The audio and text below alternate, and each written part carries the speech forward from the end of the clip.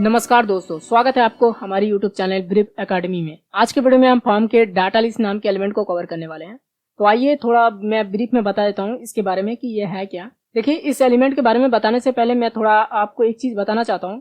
देखिए, red colour में form के जितने भी एलिमेंट देख रहे हैं, ये सारे मैंने फॉर्म के पिछले 3 वीडियो में कंप्लीट कर चुका हूँ। अगर आपने नहीं देखा तो मैं आपसे ये रिक्वेस्ट करूंगा कि आप मेरा पिछले 3 वीडियो जो फॉर्म का है वो देख लीजिए, उसके बाद इस वीडियो को देखिए। मैं आपको इस वीडियो के डिस्क्रिप्शन में या आई बटन पर लिंक दे दूंगा, जहां से आप मेरा वो फॉर्म के 3 वीडियो देख सकते हैं। आइए मैं आपको अब थोड़ा बता देता हूँ डाटा लिस्ट एलिमेंट जो है फॉर्म का, ये है क्या। देखिए, ये जो डाटा लिस्ट नाम के एलिमेंट है, ये इनपुट में एक pre defined drop down list दिखाने के लिए होता है। अब ये लिस्ट किस तरह दिखेगा, ये तो मैं आपको VS कोड में जाके प्रैक्टिकल दिखाऊंगा, तब आपको बेहतर समझ में आएगा। देखिए, ये जो डाटा लिस्ट नाम की एलिमेंट है, इसके साथ हमें फॉर्म की 2 एलिमेंट जरूरत पड़ता है। एक है इनपुट नाम की एलिमेंट और दूसरा है ऑप्शन नाम की एलिमेंट। अब इसके साथ हमारे पास कुछ एट्रीब्यूट भी जरूरत पड़ता है। देखिए, इनपुट में हमें अब टाइप नाम के एट्रीब्यूट की जरूरत नहीं पड़ता, अब हमें लिस्ट नाम के एट्रीब्यूट की जरूरत पड़ता है। और डाटा लिस्ट में हमें एक आईडी नाम के एट्रीब्यूट की जरूरत पड़ता है, और ऑप्शन के अंदर हमें एक वैल्यू नाम के एट्रीब्यूट की जरूरत पड़ता है। तो ये कुछ एट्रीब्यूट और ये कुछ एलिमेंट जरूरत पड़ता है डाटा लिस्ट एलिमेंट के साथ।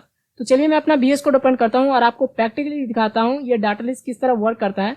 सो गाइस, हम फाइनली VS कोड में आ चुका हूँ और यहाँ पर सबसे पहले हमें फॉर्म टैग की जरूरत है, तो हम उसको लिख लेते हैं। और उसके बाद हमें डाटा लिस्ट नाम के एलिमेंट की जरूरत है, तो मैं इसको लिख लेता हूँ।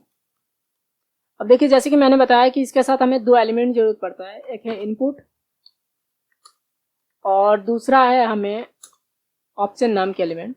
अब ये जो ऑप्शन नाम की एलिमेंट है, ये डाटा लिस्ट जो एलिमेंट है इसके अंदर लिखना पड़ता है। अब देखिए, जैसे कि मैंने बताया आपको कि इस एलिमेंट के साथ हमें कुछ एट्रीब्यूट भी जरूरत पड़ता है। देखिए, डाटा लिस्ट के साथ हमें आईडी नाम के एट्रीब्यूट जरूरत पड़ता है, और इनपुट के साथ हमें टाइप अब नहीं चाहिए, अब लिस्ट नाम के एट्रीब्यूट जरूरत पड़ता है। और हमें ऑप्शन नाम की जो एलिमेंट है, इसके साथ हमें वैल्यू नाम के एट्रीब्यूट की जरूरत पड़ता है। अब देखिए, लिस्ट के अंदर हमें क्या देना होता है, वैल्यू। देखिए, आप कोई भी नेम ले सकते हैं। तो देखिए, यहाँ पर हम लिखते हैं सर्च। अब देखिए, आईडी जो एट्रीब्यूट है डाटा लिस्ट के अंदर, अब इसके अंदर क्या देना पड़ता है। देखिए, लिस्ट जो एट्रीब्यूट है इसके अंदर जो भी नेम दिए हैं, वही नेम आपको आईडी जो एट्रीब्यूट है उसमें देना पड़ता है। देखिए, मैंने सर्च नेम दिया हूं, तो मैं इसी को कॉपी करता हूं और आईडी में दे देता हूं। देखिए, मैं आपको फिर से एक बार बता देता हूं, लिस्ट जो एट्रीब्यूट है इसके अंदर जो भी नेम देंगे, आईडी एट्रीब्यूट में वही नेम आपको देना पड़ेगा।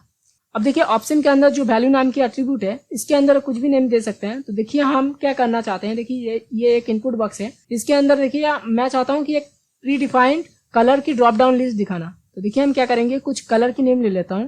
देखिए, एक रेड ले लेता हूं, तो यहाँ पर red, green, blue and yellow. अब देखिए, मैंने कुछ कलर का नेम ले लिया। अब देखिए, इनपुट बॉक्स पर किस तरह का इफेक्ट दिखेगा। देखिए, यहाँ पर अब मैं इस पर होवर कर रहा हूं, तो देखिए राइट साइड में एक ड्रॉप डाउन का आइकन दिख रहा है। ये किस लिए दिखा, देखिए ये डाटा लिस्ट नाम की जो एलिमेंट है, हमने इसके साथ इनपुट नाम की जो एलिमेंट है इसके साथ कनेक्ट किया, इसी वजह से ये दिख रहा है ड्रॉप डाउन का आइकन। देखिए, हम आईडी में कुछ नेम अलग ले लेता हूं, देखेंगे वो आइकन अब नहीं दिखेगा। देखिए, अब मैं होवर कर रहा हूं इनपुट पर, तो वो आइकन अब नहीं दिख रहा है। तो आपको ये ध्यान रखना है, जो लिस्ट में आपने जो नेम दिया वही नेम आपको आईडी में देना पड़ता है। तो जो नेम था वही दे देता हूं। अब देखिए, ये जो आइकन दिख रहा है ड्रॉप डाउन का, मैं इस पर क्लिक करता हूं। अब देखिए, क्लिक करेंगे तो होगा क्या, देखिए यहाँ पर वही वैल्यू दिख रहा है जो वैल्यू हमने ऑप्शन जो एलिमेंट है और उसके अंदर जो वैल्यू नाम के एट्रीब्यूट है और उसके अंदर जो भी वैल्यू लिया है वही वैल्यू यहाँ पर देखने को मिला है। अब देखिए, इन सारे वैल्यू में से मैं क्या करता हूँ, एक वैल्यू को सिलेक्ट कर देता हूँ। अब देखेंगे जो वैल्यू मैंने सिलेक्ट किया वही वैल्यू इनपुट में फिल हो गया। देखिए, जब हमें यूजर से कोई सिंगल वैल्यू सिलेक्ट करवानी है, तब हमें डाटा लिस्ट नाम के एलिमेंट की जरूरत पड़ता है। सो गाइस, डाटा लिस्ट का और एक मैं यूसेज बताता हूँ। देखिए, अभी मैं कोई भी वैल्यू सिलेक्ट कर रहा हूँ तो ये वैल्यू सिलेक्ट हो जा रहा है। देखिए, मैं इस इनपुट में जो भी वैल्यू लिखा है मैं इसको रिमूव करता हूँ। अगर मैं इसके जगह कोई और सिलेक्ट करता हूँ रेड, तो रेड हो गया। तो देखिए, मैं अब पेज को रिफ्रेश करता हूँ और यहाँ पर मैं ब्राउजर को थोड़ा बड़ा कर लेता हूँ। अब देखेंगे, यहाँ पर मैं इनपुट में कुछ टाइप करता हूँ। देखेंगे, ये जो वैल्यू है इसी से मिलता जुलता कुछ जो वैल्यू है टाइप करता हूँ, तो देखेंगे वो वैल्यू ऑटोमेटिकली सजेस्ट होता हुआ दिखेगा। अगर मैं रेड लिखूंगा तो देखिए यहाँ पर रेड सजेस्ट होता हुआ दिख रहा है। अब ये इस तरह क्यों दिख रहा है, देखिए ये जब भी इनपुट बॉक्स में आप कुछ भी वैल्यू लिखेंगे, अगर जो आपने ऑप्शन एलिमेंट है और उसके अंदर जो वैल्यू नाम की एट्रीब्यूट है और उसमें जो भी वैल्यू आपने दिए हैं, अगर इनपुट में जो भी टाइप कर रहे हैं अगर उससे मिलता जुलता कुछ लेटर है तो ऑटोमेटिकली वो वैल्यू सजेस्ट कर देगा।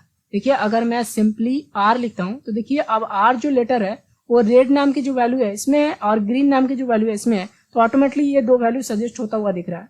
तो इस तरह भी ये वर्क करता है। तो यूजर यहाँ पर देखिए, यूजर यहाँ पर कोई भी वैल्यू सिलेक्ट करेगा तो ऑटोमेटिकली इनपुट में वो वैल्यू सिलेक्ट हो जाता है। और मैं आपको फिर से एक बार बता देता हूँ, ये बेसिकली हम तब लगाते हैं जब यूजर से कोई एक सिंगल वैल्यू सिलेक्ट करवाना चाहते हैं। देखिए सिंगल वैल्यू सिलेक्ट करवाने के लिए हमारे पास फॉर्म में एक सिलेक्ट नाम की एलिमेंट है, उसके जरिए भी करवाते हैं, और ये डाटा लिस्ट नाम की एलिमेंट है, इसके जरिए भी करवा सकते हो। बेसिकली इसको ज्यादातर यूज नहीं करते हैं, अगर आप करना चाहते हो तो कर सकते हो। सो गाइस, जो फॉर्म की सिलेक्ट एलिमेंट है और डाटा लिस्ट नाम की जो एलिमेंट है, इन दोनों में एक ही डिफरेंस है। डिफरेंस ये है कि डाटा लिस्ट नाम की जो एलिमेंट है, आप वहां पर कुछ प्री डिफाइंड ड्रॉप डाउन जो लिस्ट है यूजर से सिलेक्ट करवा सकते हो, या तो यूजर कोई भी वैल्यू टाइप भी कर सकता है। लेकिन सिलेक्ट में कुछ ऐसा नहीं होता। सिलेक्ट में कोई एक सिंगल ही वैल्यू सिलेक्ट करवा सकते हो, लेकिन वहां पर कोई इनपुट जैसा कुछ नहीं रहता है यूजर से कोई टाइप करवाने के लिए। आई होप आपको ये डाटा लिस्ट नाम के एलिमेंट समझ में आया होगा। तो आज के लिए इतना ही, हम मिलते हैं नेक्स्ट वीडियो में फॉर्म के न्यू एलिमेंट के साथ।